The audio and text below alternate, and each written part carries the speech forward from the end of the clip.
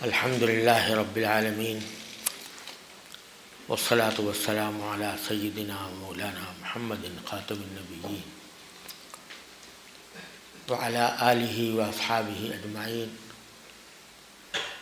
وعلی کل من تبعہم بإحسان الی یوم الدین. اما بعد، میرے محترم بھائیوں اور دوستوں، السلام علیکم ورحمۃ اللہ تعالی وبرکاتہ. الحمدللہ آج اس مبارک ادارے میں اللہ تبارک و تعالی نے حاضری کی سعادت عطا فرمائی. مولانا عدنان کاکا خیل صاحب، اللہ تعالیٰ ان کی عمر میں، ان کے علم میں، ان کے عمل میں، ان کے کاموں میں برکت عطا فرمائے. انہیں اللہ تبارک و تعالیٰ نے بڑی صلاحیتوں سے نوازا ہے اور الحمدللہ جس میدان میں بھی قدم رکھا اللہ تبارک و تعالیٰ نے ان کو کامیاب فرمایا. انہوں نے مجھے اسی سفر کے موقع سے پہلے مجھے یہ تو معلوم تھا کہ وہ دارالفتہ واللسان کا ادارہ قائم کیے ہوئے ہیں، لیکن اس ادارے کے بارے میں مجھے اسی سفر کے دوران معلوم ہوا اور بڑی مسرت ہوئی کہ اللہ تبارک و تعالیٰ نے ان سے ان کے دوسرے کاموں کے ساتھ یہ بھی عظیم کام لیا. معلوم ہوا کہ ماشاءاللہ 1 سال سے یہ ادارہ ملک کے مختلف شعبہ زندگی کے نمایاں افراد کی خدمت کر رہا ہے اور انہیں دینی تعلیم کے بنیادی امور سے اس عرصے میں واقفیت عطا کی جا رہی ہے، جس میں تفسیر بھی ہے، حدیث بھی ہے اور اسلامی احکام کی تعلیم و تربیت بھی ہے. یہ بڑا منفرد اور ضرورت کا کام ہے،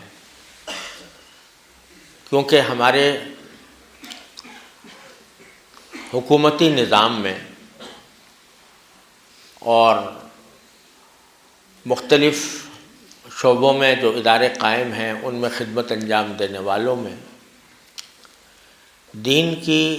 صحیح معلومات کا فقدان جیسا ہے. ان کو جس تعلیمی نظام کے تحت پروان چڑھایا گیا اس کو ساری علم کا جو مرکز ہے ان کو مغرب میں نظر آتا ہے اور وہ اپنی گدڑی میں چھپے ہوئے لال سے ناواقف ہیں. اللہ تبارک و تعالیٰ نے ہمیں اپنے فضل و کرم سے ایسا دین عطا فرمایا اور دین کے ایسے علم بردار عطا فرمائے جنہوں نے کسی شعبہ زندگی کو نہیں چھوڑا جس میں عظیم ورثہ ہمارے لیے تیار نہ کیا. مجھے ایک واقعہ یاد آ رہا ہے. میں سپریم کورٹ میں شریعت اپیلیٹ بینچ کے جج کی حیثیت میں 17 سال میں نے کام کیا اور شاید اتنے طویل عرصے شاید کوئی شخص سپریم کورٹ میں نہ رہا ہو جتنا میں نے وقت وہاں گزارا. تو وہاں ہمارے درمیان جو مقدمات آتے تھے تو اس میں کچھ ہم جیسے طالب علم بھی ہوتے تھے جج کی حیثیت میں، اور وہ حضرات بھی ہوتے تھے جن کی ساری زندگی وکالت میں گزری، جن کی ساری زندگی قانون کی تعلیم و تربیت میں گزری. اتفاق سے ہمارا کام ایسا تھا کہ جو مروجہ قوانین ہیں ان کا جائزہ لینا ہوتا تھا اور اس کی ایک ایک شق کو گہری نظر سے دیکھنا ہوتا تھا. تو جو کچھ میں بحث طالب علم کے ہم نے اپنے مدرسوں میں پڑھا اس کی وجہ سے بات ذرا جلدی سمجھ میں آ جاتی تھی قانون کی اور بعض حضرات کو کچھ دیر لگتی تھی. تو اس وقت جو چیف جسٹس تھے انہوں نے کسی ہماری ایک مجلس بیٹھی ہوئی تھی جس میں جج صاحبان جو یعنی معروف جج صاحبان ہیں وہ بھی تھے، میں بھی تھا، کسی قانون کی تشریح پر گفتگو ہو رہی تھی، تو میں نے اپنی کچھ رائے ظاہر کی کہ اس کی تشریح در حقیقت یوں ہے، تو اس پر چیف جسٹس نے کہا کہ یہ مجھے حیرت ہوتی ہے کہ انہوں نے کبھی ساری زندگی وکالت نہیں کی، لیکن یہ قانون کی بات بہت تیزی سے پکڑتے ہیں۔ تو ایک دوسرے جج صاحب وہاں موجود تھے، انہوں نے کہا کہ ہاں انہوں نے LLB کیا تھا اور سیکنڈ پوزیشن کے ساتھ کیا تھا۔ تو میں نے اس پر عرض کیا کہ یہ LLB کی وجہ سے نہیں ہے، در حقیقت اس وجہ سے ہے کہ میں نے ہدایہ پڑھی ہے اور الحمدللہ سمجھ کر پڑھی ہے۔ تو اگر میں کوئی قانون کی کوئی باریک بات اللہ تعالیٰ میرے دل میں ڈال دیتے ہیں تو وہ LLB پڑھنے کی برکت سے نہیں ہے۔ LLB میں نے اس طرح کیا تھا کہ امتحان سے صرف 1 مہینہ پہلے چھٹی لے کر، دارالعلوم سے چھٹی لے کر 1 مہینہ پہلے میں نے اس کا مطالعہ کیا تھا اور پھر LLB کیا۔ مجھے احساس کمتری تھی کہ سارے لوگ سارے سال پڑھتے آ رہے ہیں، میں نے 1 مہینے کے اندر پڑھا ہے، تو جب امتحان ہوگا تو دوسروں کے ساتھ کیسے چل سکوں گا۔ جب وہاں امتحان سے پہلے جہاں طالب علم بیٹھ کے ذرا آپس میں مذاکرہ کرتے ہیں، جب میں وہاں پہنچا تو کچھ مجھے اندازہ ہوا کہ جنہوں نے سارے سال پڑھا ہے تو وہ بھی بعض اوقات وہ بات نہیں سمجھ پا رہے ہیں جو اللہ تعالیٰ نے مجھے سمجھا دی ہے۔ اور جب امتحان کا نتیجہ آیا تو میری سیکنڈ پوزیشن تھی۔ تو یہ در حقیقت اس وجہ سے نہیں کہ میں نے ہدایہ پڑھی تھی اور الحمدللہ فقہ اور اصول فقہ سے خصوصی مناسبت تھی، تو اس کی وجہ سے یہ تھا۔ آج جب میں اس کا مقابلہ کرتا تھا اپنے اصول فقہ کا، وہاں کے جس کو انٹرپریٹیشن آف اسٹیچوٹ کہا جاتا ہے، تو انٹرپریٹیشن آف اسٹیچوٹ جو ہے وہ ہماری اصول فقہ کے مقابلے میں بچوں کا کھیل معلوم ہوتا تھا۔ لیکن افسوس یہ ہے کہ اس عظیم ذخیرے سے، اس عظیم ورثے سے ہماری اکثریت ناواقف ہے، اور اس میں شاید ہمارا بھی بڑا قصور ہے کہ ہم ان تک ان باتوں کو نہیں پہنچا سکے۔ میں نے ابھی ایک تازہ کتاب میری آئی ہے فقہ البیوع، جس میں بیع و شراء کے احکام مذاہب اربعہ سے اور قانون، موجودہ قانون کے تقابل کے ساتھ اس میں بیان کیا ہے، تو اس میں بھی میں نے لکھا ہے کہ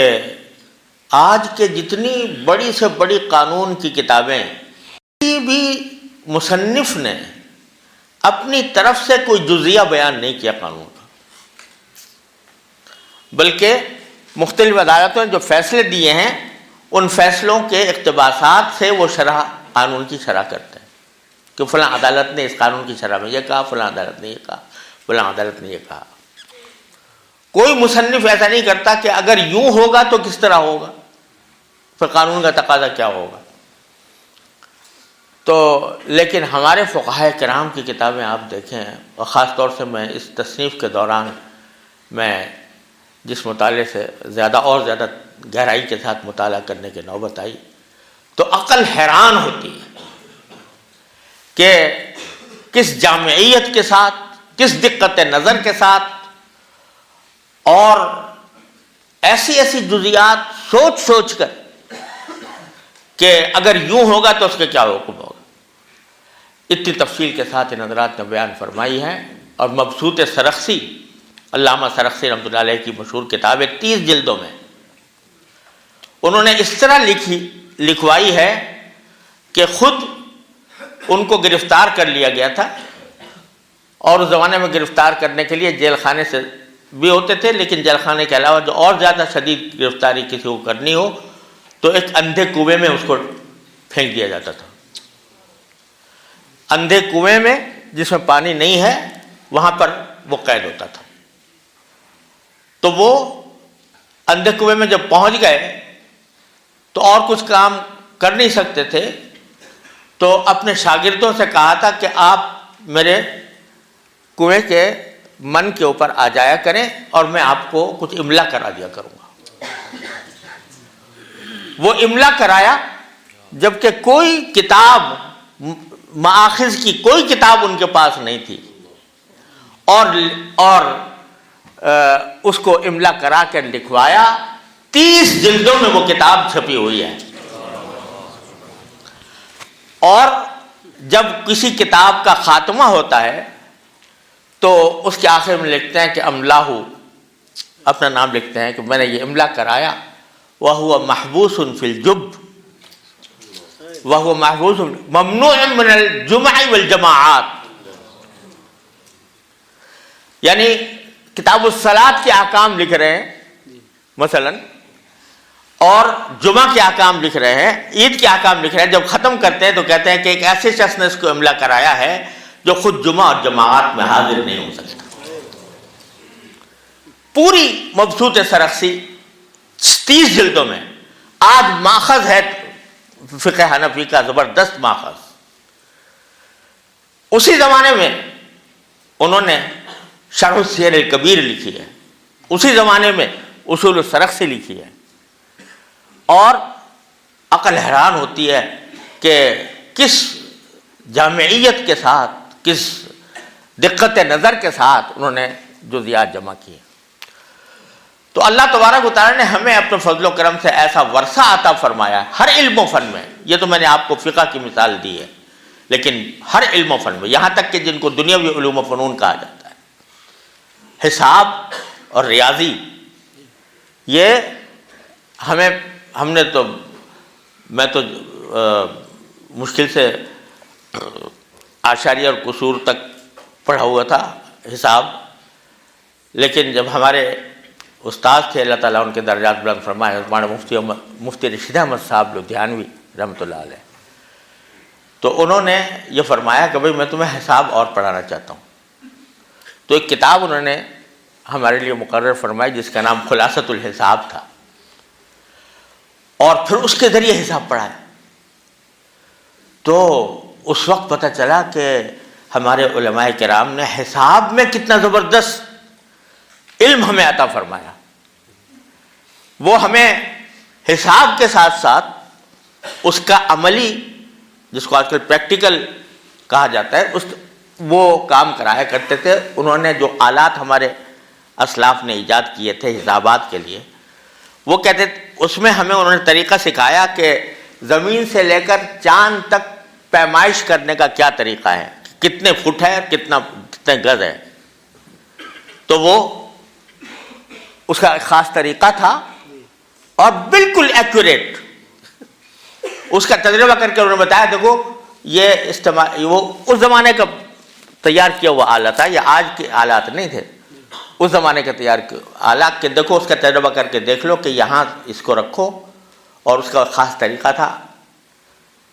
اربع مقنطرہ یا اربع مجیبہ۔ تو وہ اس کے ذریعے دیوار کی چھت کو دیکھو یہ کتنی ہے،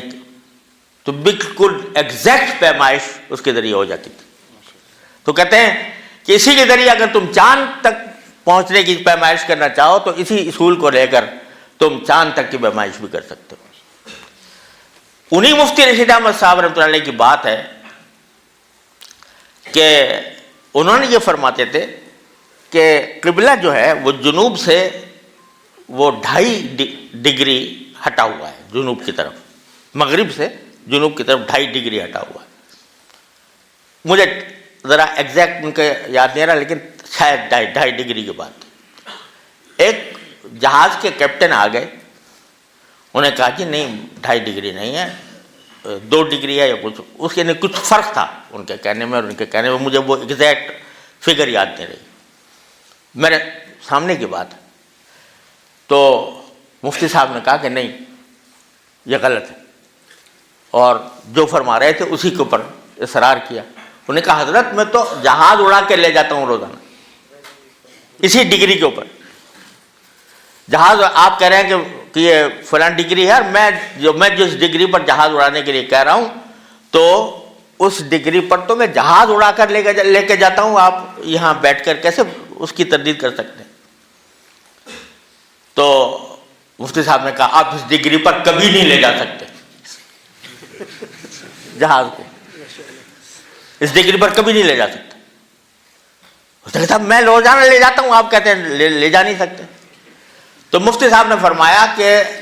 آپ کو اس کا اندازہ یہ نہیں، آپ نے غور کیا کہ زمین گول ہے، اور جب آپ جہاز کو لے کر جاتے ہیں تو اگر جس ڈگری پر چلیں گے اسی ڈگری پر چلتے رہیں گے تو کبھی اس منزل تک نہیں پہنچ سکتے، اس کو ہٹانا پڑے گا، دائیں ہٹانا پڑے گا یا بائیں ہٹانا پڑے گا، تب آپ اس منزل تک پہنچ سکتے ہیں اس کے بغیر۔ ان کی آنکھیں پھٹی کی پھٹی رہ گئی کہ ایک بوریا نشین دارالعلوم مدرسے کا پڑھانے والا وہ ہمیں ہماری غلطی نکال رہا ہے۔ اس نے کہا جی بات آپ بالکل ٹھیک کہہ رہے ہیں، حقیقت یہی ہے۔ تو میں صرف فقہ کی بات نہیں کر رہا، ریاضی اور حساب کی بات بھی کر رہا ہوں، اور وہ مفتی رشید احمد صاحب نے کسی سائنس کالج کے اندر نہیں پڑھا تھا، نہ وہاں کی کتابیں، وہ انگریزی نہیں جانتے تھے تو وہ کیا پڑھتے، انہوں نے عربی کی کتابوں سے یہ حاصل کیا تھا۔ تو خلاصہ یہ ہے کہ اللہ تبارک و تعالیٰ نے ہمارے علماء کرام کو وہ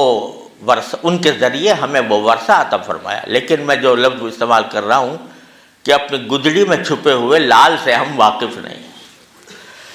تو آج اگر مولانا عبدالعدنان کاکا خیل صاحب نے اس لال کو پہچاننے کا ایک راستہ نکالا ہے تو اللہ تعالیٰ ان کی کوششوں میں برکت عطا فرمائے۔ میں آپ حضرات کو مبارکباد دیتا ہوں کہ آپ نے اس کورس میں شرکت کی،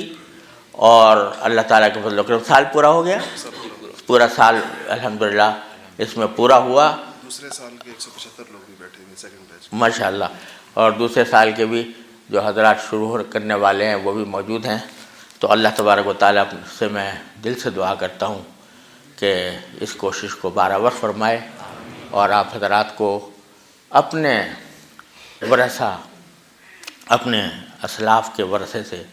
باخبر ہونے کی توفیق عطا فرمائے۔ اقبال کا جو نظریہ خودی بہت مشہور ہے، تو لوگ مطلب ہی نہیں سمجھتے اس کا، خودی کا کیا مطلب ہے۔ لوگ سمجھتے ہیں خودی کا مطلب یہ ہے کہ اپنی انا کو آدمی بڑھائے اور یہ کرے، لیکن اس کی جو مثنوی اسرار خودی ہے، جن لوگوں کو فارسی آتی ہو تو کبھی اس کو ضرور پڑھیں۔ تو وہ خودی کا مطلب ان کا یہ ہے کہ تم اپنی حقیقت سے ناخبر، اور اس کے وجہ سے وہ کبھی مغرب کی طرف دیکھتا ہے، کبھی روس کی طرف، کبھی امریکہ کی طرف، کبھی جاپان اور چین کی طرف۔ اس کا سارا پیغام یہ ہے کہ تم اپنے کو پہچانو، اپنی حقیقت کو پہچانو، جو خزانہ اللہ تبارک و تعالیٰ نے تمہیں عطا فرمایا ہے اس کو پہچانو۔ تم نے اس وقت غیروں کی غلامی اختیار کر رکھی ہے، جبکہ تمہارے پاس اس سے زیادہ بہتر نظام موجود ہے۔ یہ ہے سارا اسرار خودی میں، اور اسی وجہ سے اللہ اکبر کبیرہ۔ اقبال نے یہ کہا ہے، وہ تو مغربی کے پڑھے ہوئے تھے، لیکن اللہ تعالیٰ نے پھر تھوڑا بہت اسلامی علوم سے بھی ان کو شناسائی عطا فرمائی۔ تو وہ کہتا ہے کہ حاصل اس کا یہ ہے کہ میں خود مغرب میں رہا ہوں، مغرب کے علوم میں نے پڑھے ہیں، لیکن وہاں پر میں نے ایسا زہر محسوس کیا ہے کہ جس سے سانپ بھی پیچ و تاب کھا جائے۔ تو میں یہ دعوت دیتا ہوں، اقبال کا کہنا یہ ہے کہ میں دعوت اس بات کی دیتا ہوں کہ تم ادھر دیکھنے کے بجائے اپنے حقیقت کو پہچانو، اپنے پاس جو اللہ تعالیٰ نے تمہیں خزانہ عطا فرمایا ہے اس خزانے کو دیکھو۔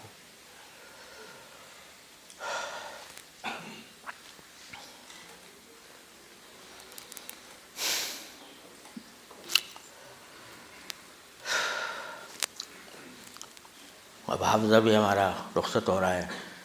بڑے شعر یاد تھے ان کے، تو وہ ایک شعر یاد آ رہا تھا جس میں پروانے سے خطاب کر کے اس نے کہا تھا کہ پروانے طواف شمع سے آزاد ہو، طواف شمع سے آزاد ہو، اپنی ہستی کے تجلی زار میں آباد ہو۔ تو اپنی ہستی کے تجلی زار، اپنی ہستی کا تجلی زار یہ ہمارے اسلاف کا چھوڑا ہوا ورثہ ہے، اس میں جتنا آپ آگے بڑھیں گے اتنا ہی انشاءاللہ راستہ نکلے گا اور اللہ تبارک و تعالیٰ منزل تک پہنچائیں گے۔ دل سے دعا کرتا ہوں کہ اللہ تعالیٰ اس کوشش کو برابر فرمائے، ان کے لیے صدقہ جاریہ بنائے اور ان کو مزید اللہ تعالیٰ دین کی خدمت کی توفیق عطا فرمائے۔ جن حضرات نے کورس مکمل کیا ہے اللہ تعالیٰ ان کو علم نافع، عمل صالح عطا فرمائے، وہ اپنے ملک و ملت کے لیے ایک اثاثہ ثابت ہو۔ وآخر دعوانا الحمدللہ۔